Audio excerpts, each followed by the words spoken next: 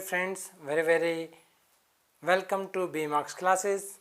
आज हम लोग लुसेंट का सेकंड पार्ट पढ़ने जा रहे हैं और जो कि चैप्टर नंबर आपका चल रहा है पार्ट्स ऑफ कॉन्स्टिट्यूशन, यानी संविधान के भाग, और उसका सेकंड क्लास है।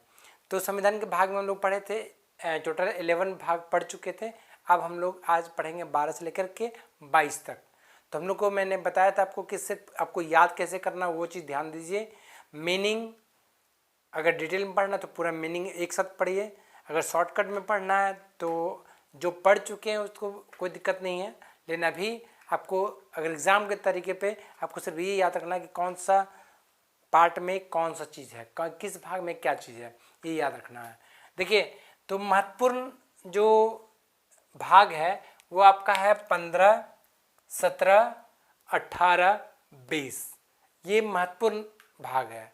बाकी जो क्वेश्चंस आते हैं लेकिन इतना डिटेल में नहीं आता, जैसे आपका 19 कभी नहीं पूछा गया, 21, 22 कभी नहीं पूछा गया, आपका ये 16 भी नहीं पूछा गया। तो कभी कभी ये आपको 12 पूछा जा सकता है, या फिर ये वाला 14 नंबर जिसे संघ एवं राज्यों के अधीन सेवाएं। तो ये देखिए हम लोग कैसे याद करते हैं, 12 नंबर में चलते हैं। 12 में क्या है, वित्त, संपत्ति और संविदाएं और वाद। यानी वित्त मतलब आप जानते हैं, संपत्ति, संविदाएं मतलब होता है कॉन्ट्रैक्ट्स, है ना, वाद मतलब बातचीत। अब देखिए क्या हुआ, 12 में वित्त, संपत्ति, और 13 में देखिएगा भारत के राज्य क्षेत्र के भीतर व्यापार। यानी जैसे 12 में वित्त आया, वित्त संपत्ति की जब बात हुई, तो 13 में तुरंत क्या आ गया, 13 में तुरंत आ गया क्या, भारत के राज्य क्षेत्र के भीतर व्यापार। यानी पैसा आया। फिनांस की जब बात करेंगे तो फिनांस की बात कब करेंगे, जब हमारे भीतर में कुछ व्यापार हो रहा है ना। तो पहले वित्त जैसे ही आया तो हम लोग कैसे याद रखेंगे, वित्त, 12 में वित्त, 2013 में क्या हो गया, भारत के राज्य क्षेत्र के अंदर भीतर व्यापार की बात कर रहे हैं। क्लियर है। तो 12 में वित्त, 13 में भीतर व्यापार। 14 में देखिएगा संघ एवं राज्यों के अधीन सेवाएं। यानी जैसे आप सेवाएं मतलब सर्विसेज, सिविल सर्विस के एग्जाम की बात कर रहे हैं, तो जितने भी सेवाएं होंगे वो सारे आपको 14 में आएंगे। 14 में सेवाएं, तो कैसे याद रखिएगा 14 से। तो जैसे मान लीजिए 14 वर्ष का वनवास तो आपको याद ही होगा, है ना। तो 14 वर्ष का वनवास एक होता है, और एक होता कि अगर आप सिविल सर्विस एग्जाम निकाले तो आपके अंदर पावर आ गया, तो पावर का यूज़ कर सकते हैं। तो यूज़ करना मतलब समझिए कि 14 वर्ष हम, इससे बढ़िया कि मैं पढ़ाई कर लूँ और अच्छा ऑफिसर बन जाऊँ, 14 वर्ष का वनवास ना काटना पड़े, है ना। तो हम लोग बस ऐसे याद रखिएगा, संघ 14 से फोर्ट याद रखिए। फोर्ट मतलब क्या होता है, फोर्ट नाइट बोलेंगे, 15 दिन का पीरियड होता है। फोर्ट मतलब किला, फोर्ट से 14। यानी ये अगर आप अच्छे ऑफिसर बन गए तो क्या होगा, आपको अधिकरण मतलब बड़े बड़े सेवा मिलेंगे, और अच्छे पद पे जब आप रहेंगे तो यानी किला का, जैसे एक होता ना किला, पहले के ज़माने में राज्य में जिसका जहाँ किला होता है, किला का राजा शासन करता था। आज हमारे शासन हमारे आईएएस करते हैं, है ना। तो उस प्रकार से बस आपको याद रखना है। अब आते 15 में। 15 में क्या, निर्वाचन। यानी भाग 15 में निर्वाचन की बात की गई है, यानी 15 में इलेक्शन की बात की गई है ना,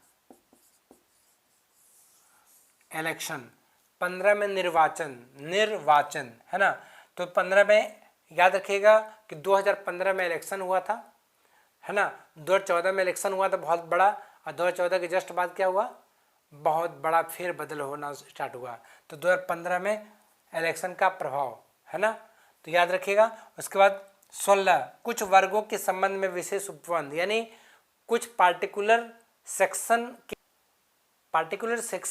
के बारे में बात हो रही है, कुछ वर्गों के संबंध में विशेष उपबंध। क्लियर है। तो कैसे याद रखिएगा, कुछ वर्गों के बारे में, यानी कुछ वर्ग, जैसे वर्ग हुआ, वर्ग का मतलब क्या हुआ, स्क्वायर, है ना। तो वर्ग स्क्वायर, यानी 16 क्या है, स्क्वायर किसी का है, ऐसे याद रख लीजिए। वर्ग जैसे कुछ वर्गों के बारे में जैसे बात होगी तो क्या याद रखेंगे, किसी वर्ग का स्क्वायर कौन है, 16, है ना, ऐसे याद रखिए। 17 में राजभाषा। 17 में क्या है, राजभाषा। यानी राजभाषा की जो व्याख्या की गई किसमें, 2017 में। 2000 क्यों मैं रिपीट कर रहा हूँ, ताकि आपको रिसेंट ईयर है। आप रिसेंट ईयर में अगर याद रखिएगा कि घटना राजभाषा के गठन हुआ था अब 2017 में, तो आपको याद रहेगा 2017 में राजभाषा, 2016 में वर्ग था, 2015 में क्या हुआ, इलेक्शन का प्रभाव पड़ा, 2014 में क्या हुआ आपको पता है, 14 में किले की बात किए थे, है ना। अच्छा प्रशासन, 14 वर्ष का वनवास ना पड़े, इसके लिए क्या करें हम लोग, सिविल सर्विस के एग्ज़ाम निकालें, तो राज्य के अधीन सेवाएं। 13 में क्या था, 12 और 13, 12 में वित्त था, तो 13 में क्या था, भारत के भीतर व्यापार, है ना। तो 12 वित्त, 13 भीतर व्यापार, 14 में वनवास न जाए तो उसके लिए भारत के अधीन सेवाएं, 14 का क में अधिकरण, 15 में क्या हुआ निर्वाचन, 16 में क्या हुआ वर्ग, 17 में क्या हुआ राजभाषा। क्लियर है। अब 2018 में बात करेंगे। 2018 में आपात, अ से 18, अ से आपात। 2018 में ऐसा क्या हो गया जो आपात उपवन लगाने पड़ गए। 2018 में आपात, अ फॉर 18, अ फॉर आपात, ऐसे याद रखिएगा। यानी 2018 में इमरजेंसी लगी थी। क्लियर है। या तो 18वीं सेंचुरी में 18वीं जो 1857 है ना, 1857 में क्या हुआ था, भारत का प्रथम स्वतंत्रता संग्राम हुआ ना, तो उसमें क्या याद रखिएगा, उसमें इमरजेंसी लग गई, है ना। 18 में सबसे पहले 1857 में ही आपात की बात हुई, बस ऐसे याद रखें। ऑफर 18 ऑफर आपात।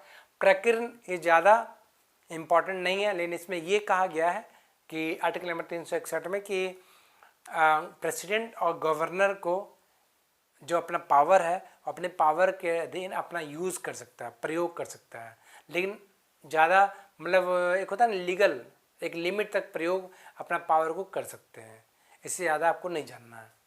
उसके बाद देखिए 20 में क्या, संविधान संशोधन, ये बहुत इम्पॉर्टेंट है, मतलब हर एग्ज़ाम में पूछा जाएगा, या संविधान संशोधन किस आर्टिकल में, 368, यानी इसी आर्टिकल के तहत, इसी अनुच्छेद के तहत संविधान में हम संशोधन कर सकते हैं।